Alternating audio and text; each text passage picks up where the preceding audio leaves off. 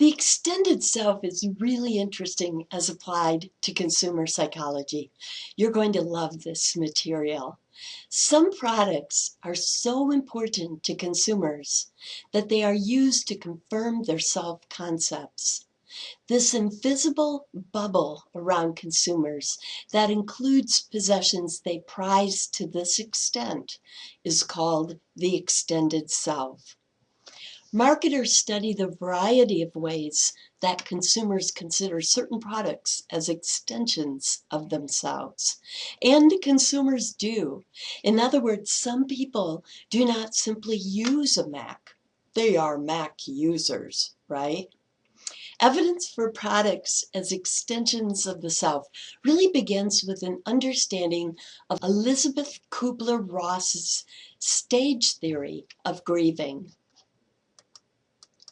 When we grieve a significant loss, like that of a loved one, or are faced with something like our own inevitable death, we tend to respond with these 5 stages, as proposed by Kubler-Ross.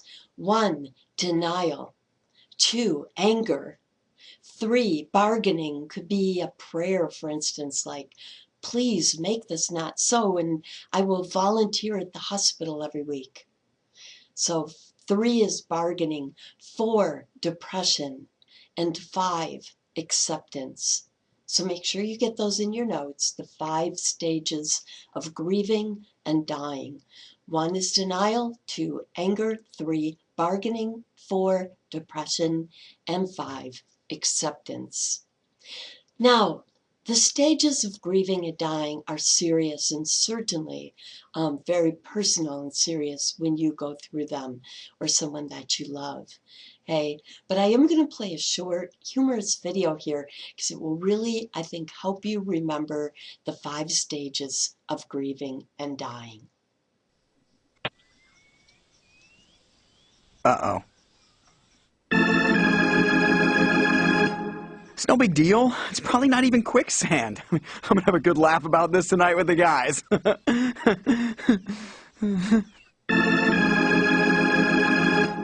Well, this is just perfect. Stupid quicksand, stupid jungle. I want to bite someone in the face. Mother, ah, that stupid jungle.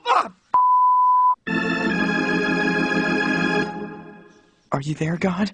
It's me, Giraffe. Listen, if you would just give me a mulligan on this quicksand thing, I promise, no more peeing on your shorter creatures. What, you get a deal?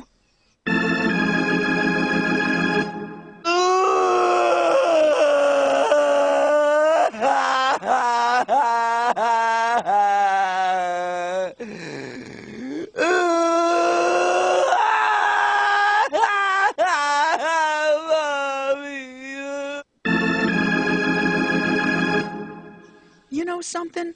I'm cool with this. I bet heaven has all the tender leaves I can eat, and everyone gets their own Slurpee machine. Yeah, take me, sweet death. I await your loving embrace. What? I think I hit the bottom. Okay, so again, the stages of grieving and dying are very painful to go through, very serious, and that's another reason why I like to use a humorous example, is that it can be really difficult to watch a serious one. But hopefully that will help you to remember the stages of grieving and dying before we now move on to apply them to consumer psychology. Research shows that these stages also often follow thefts and natural disasters. So burglary victims report a diminished sense of self and feelings of personal violation when their possessions are lost to theft. Natural disaster victims report going through the stages of grieving when they lose their home. Now that reaction may not seem surprising when losing your home, but when consumers lose lesser products, if they are part of the extended self, oftentimes they go through stages of grieving. Never underestimate the typical consumer's attachment to their smartphone, for example. For many Americans, their automobile is a part of their extended South, as evidenced by extensive customization like special sound systems, customized hubcaps, etc., and/or by painstaking maintenance. Marketers of turtle wax run ads that encourage this extension of the South by featuring beautifully conditioned automobiles lavishly maintained by their owners who caress and talk to their cars as though they are lovers. When car aficionados damage their vehicle, they often behave as if their own bodies have been wrecked, going to great effort and expense to getting them restored to their original condition. Not surprisingly, for car aficionados, collision centers act as surrogate emergency rooms. A clever way in which product engineers today increase the odds of their products becoming part of consumers' extended selves is by making them increasingly customizable. A prime example being tablets and iPhones that you've customized with all your favorite apps. Imagine that yours was lost or stolen in an unrecoverable fashion. Think about Kubler-Ross's stages. The denial stage. No, this is not happening to me. I'm going to find it yet, right? The anger stage. This is not fair, perhaps having a little Tourette's bout, right? 3, the bargaining stage, perhaps putting an ad in the school paper offering a high reward. The 4th stage, depression. This is the sulky phase, right? And then finally, the acceptance stage, saving for and purchasing a new one. Then beginning the process of recustomizing and at the same time incorporating the new one into your extended self all over again. Well, products that become part of the extended self are only a small subset of the products you own. You're probably not attached to the pencil or pen that you're using right now.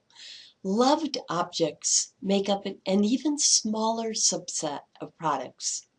Research has shown that consumers develop an even more special connection to some products referred to as loved objects. They, in effect, fall in love with them.